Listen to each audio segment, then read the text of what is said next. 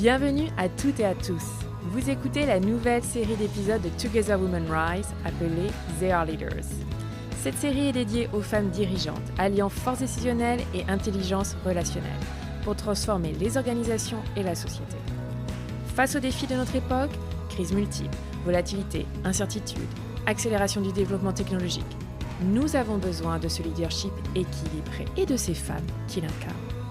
Dans cette série, vous allez découvrir différents portraits de femmes dirigeantes qui vont vous partager leur définition de ce leadership équilibré, comment elles l'ont mis en place et aussi ce que ça leur a appris d'elles-mêmes. Le but est que vous puissiez vous aussi incarner ce leadership dont on a tant besoin actuellement.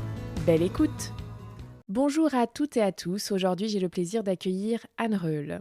Depuis ses études, son parcours est marqué par un engagement constant au service de l'économie et du tissu social local. Dès 1994, elle devient conseillère communale à Visé, un mandat qu'elle exerce pendant 18 ans, tout en rejoignant FEVIA en 1999, où elle a gravi les échelons jusqu'à devenir directrice générale Wallonie-Bruxelles. Sa mission est de défendre les positions et orientations des entreprises alimentaires auprès des autorités et acteurs concernés.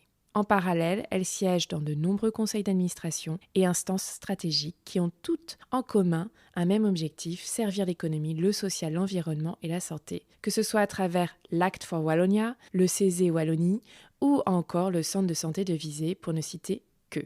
Votre parcours, Anne, illustre un leadership engagé, ancré dans le territoire et capable de fédérer les acteurs publics et privés pour bâtir une filière alimentaire innovante, durable et compétitive. Bienvenue Anne! Merci, bonjour. Alors Anne, j'aime bien démarrer justement cette nouvelle saison de They Are Leaders en explorant le style de leadership des invités. Donc ma première question, c'est depuis que vous êtes directrice générale à FEVIA, comment votre style de leadership a-t-il permis de générer de la valeur et un impact concret ?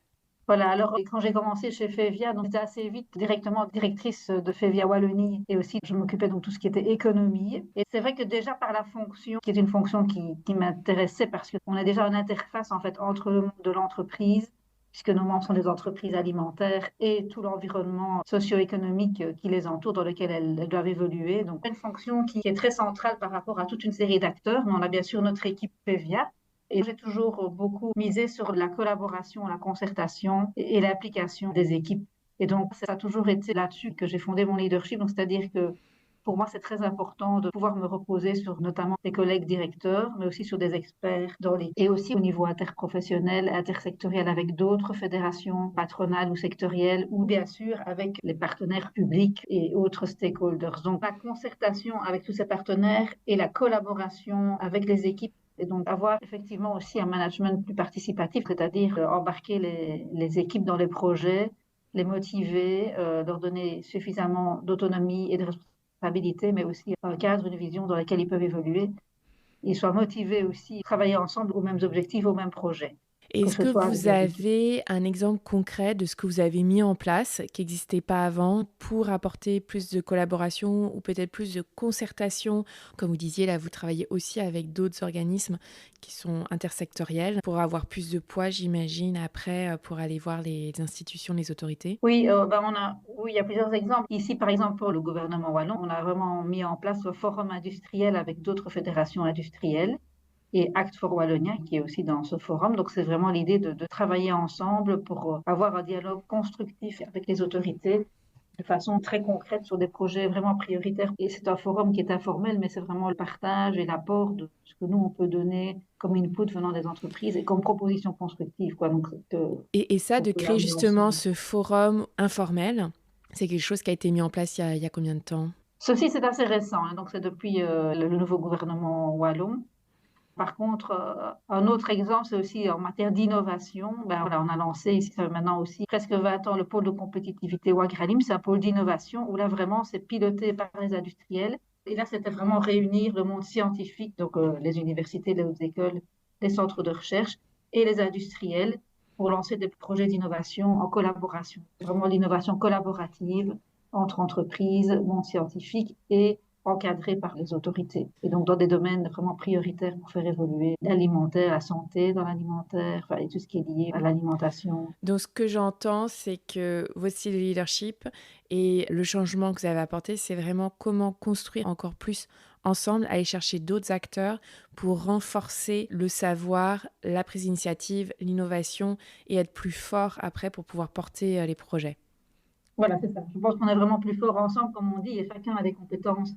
Aussi dans une équipe, il y a vraiment des Mm. compétences complémentaires à aller chercher et donc que chacun puisse donner le meilleur de lui-même dans ce pourquoi il est fort et compétent. Et donc ça, on travaille beaucoup là-dessus aussi au niveau de l'équipe FEVIA, c'est d'avoir des compétences complémentaires et que chacun puisse apporter tout ce qu'il peut apporter comme idée, comme expertise. Ouais, la Au collaboration groupe, ouais, participative, d'accord. super. Et j'ai une deuxième question. Donc, parfois, dans une carrière, on a des grands défis. Quel a été un des grands défis dans votre carrière en matière de leadership et qu'est-ce que ça vous a permis d'apprendre pour gagner en compétences dans votre manière de diriger? Alors, un grand défi, quand je suis arrivée, en fait, quand chez FEVIA, j'étais la plus jeune dans l'équipe de direction. Et moi, j'ai une nature plutôt qui n'est pas fort assertive, très empathique, très collaborative, je n'aime pas les conflits. Et là, j'ai dû apprendre, parce que j'étais face au conseil de direction, à des caractères très forts. Et j'ai dû apprendre à sortir de ma zone de confort et à travailler sur mon assertivité. Et c'est vrai que j'ai eu un coaching qui m'a aidé aussi à y arriver. C'est pas toujours facile de sortir de sa zone de confort. Au début, ça m'angoissait un peu en me disant, mais je vais pas arriver, je suis trop face à des caractères très forts et moi, enfin, je veux dire, on se dévalorise un peu, on perd Mhm. confiance, mais non, en fait, il faut se dire qu'on doit essayer de travailler à ses points faibles en se disant que ça fait partie de notre nature et que ça a des côtés positifs aussi. Donc, on ne doit pas vouloir arriver à tout prix à être comme les autres. Et je me suis rendu compte que finalement, c'est pas parce que je suis moins assertive que ce que je dis n'est pas important. Et donc, c'est la façon, Mhm. j'ai appris à trouver la manière de faire connaître mes opinions et qui les aide à construire aussi un projet. Voilà. Donc, c'est une autre façon d'y arriver. Chacun Ok, a ses points forts et ses points faibles et il faut j'adore, travailler. j'adore parce que l'assertivité, bah, c'est une problématique qu'on voit chez énormément de leaders. Et aussi cette peur du conflit. Je crois qu'on a Oui. beaucoup, à partir du moment où on a quand même une certaine empathie, qu'on aime beaucoup les autres, on se dit, bon, bah, je veux pas casser le lien. Aujourd'hui, je suis sûre que vous savez avoir ce qu'on appelle des conversations difficiles. Mhm. Comment, en restant, comme vous l'avez dit, c'est de réussir à pouvoir communiquer tout en restant soi-même, avec sa propre identité. Maintenant, quand il y a quelque chose avec lequel vous n'êtes pas d'accord, comment vous réussissez à faire passer le message tout en restant avec vos valeurs? Peut-être que vous avez changé, peut-être que vous ne voyez plus dans le terme conflit, peut-être que vous le voyez plus en termes trouver une entente. Donc, qu'est-ce qui a évolué pour ne pas rester bloqué par rapport à la peur du conflit chez vous, si c'est OK de partager? Oui, je pense que ce qui est important, c'est bien sûr essayer de se faire entendre, pas nécessairement d'une façon toujours directe. Mon idée, c'est aussi d'en parler avec d'autres, trouver des alliés, parfois aussi à sa cause, Mmh. parmi d'autres personnes de l'équipe.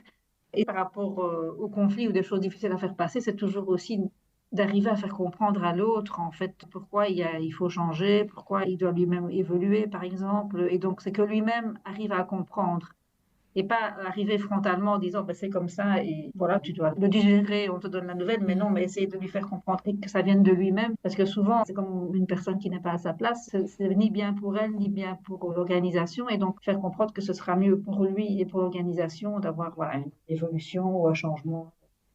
J'entends qu'il y a un côté d'intention, donc de montrer l'intention positive pour cette personne, de lui apporter ce message, en quelque sorte, donc il y a un objectif positif pour lui. Et j'entends aussi, quelque part, de suivre un peu son rythme, parce que vous dites, voilà, c'est à lui de comprendre, ça sert à rien de lui imposer la décision. Donc j'imagine qu'il y a accepter que la personne ne va pas tout de suite être prête à entendre et d'y aller parfois petit à petit ou d'accepter que ça soit pas immédiat. Ouais.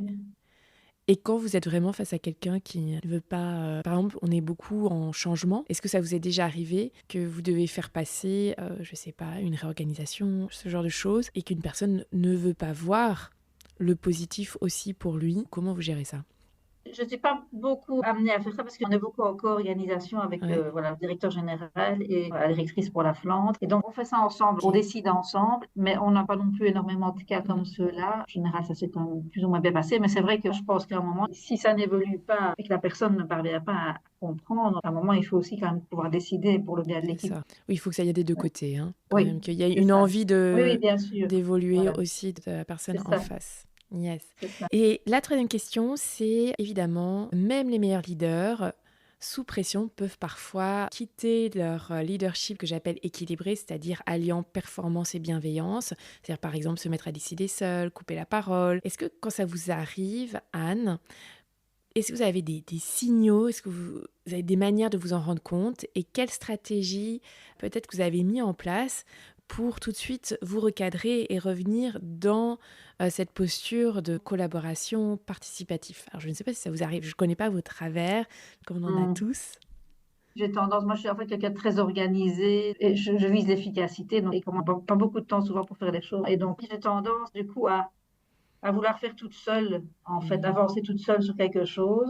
Et puis je me dis, mais non, à un moment, là, ça va pas aller parce que ça sera pas porté par d'autres, ça va pas passer. Et donc là, je me dis, mais non, il faut que j'arrête d'avancer toute seule, il faut que je me reconcerte et demander de l'avis d'autres, que ce soit des collègues directeurs, que ce soit des experts en interne, que ce soit si c'est un projet avec des partenaires extérieurs, vers ces partenaires ou voir mon président. C'est plutôt ça. Mon défaut, ce serait d'aller plus vite, se dire que tout seul, on va avancer plus vite, mais Ouais. non, on sait bien que Ok, tout j'adore. seul, voilà. J'adore parce Ensemble, on est, que voilà. finalement, c'est votre défaut naturel, c'est-à-dire dans votre personnalité, d'être fonceuse, de vouloir créer de la valeur et donc de vouloir aller vite et de vouloir aller seul par défaut et de tout de suite, parce que vous avez compris qu'on ira plus loin et mieux avec les autres, de vous reprendre et dire attention, là je tombe dans mon piège et d'aller à nouveau concerter aussi bien en dessous, sur le côté et au-dessus de vous pour recevoir des feedbacks et pour pouvoir améliorer. Et donc finalement, c'est d'avoir bien compris où est-ce qu'il fallait avoir un point d'attention et d'être capable de se rattraper assez rapidement pour avoir les meilleurs résultats.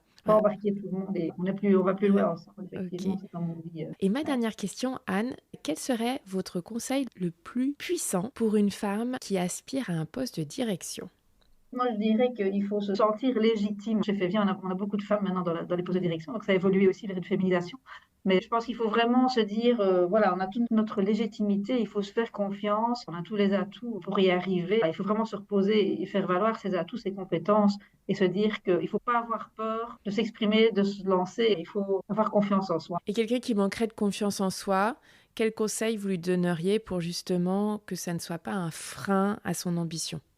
Il faut vraiment faire abstraction de ce sentiment-là, en fait. Je vois pas pourquoi on ne pourrait pas avoir confiance en soi-même, parce que chaque personne a ses qualités et ses expertises à faire valoir. Et tout le monde a ça en lui, donc tout le monde doit vraiment chercher à valoriser ce qu'il a de meilleur en lui. Et donc ça, chacun l'a. Donc il faut se dire qu'on peut avancer et faire avancer les autres et l'ensemble avec ses atouts et ses qualités.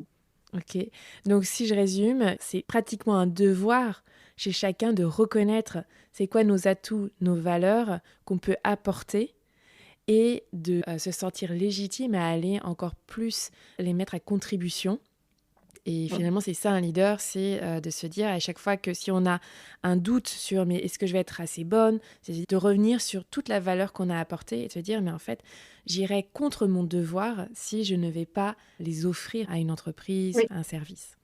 C'est vrai que ça rejoint en fait l'engagement. Moi, c'est vrai, comme vous l'avez dit au début, je suis quelqu'un d'assez engagé. Je trouve que tout le monde a sa pierre à apporter à l'édifice. J'ai toujours recherché des postes où je pouvais aussi apporter des choses, faire évoluer la société, la Belgique, la Mm. région et ses différents acteurs. Et donc, l'engagement, et c'est important aussi d'être toujours bien en accord avec ses valeurs dans ce qu'on peut apporter au niveau professionnel ou non professionnel. Il y a vraiment des choses que chacun peut apporter et l'engagement de tous est important dans la société. On termine sur une belle phrase. Comment chacun peut s'engager à son niveau et avec tout ce qu'il peut apporter aussi bien dans la société que dans l'entreprise. Merci beaucoup, Anne, de nous avoir livré de manière authentique ce que vous avez traversé, comment vous avez développé vos styles de leadership vraiment participatifs. Et je vous remercie. Merci Merci, à Anne. vous. Merci d'avoir écouté Together Women Rise.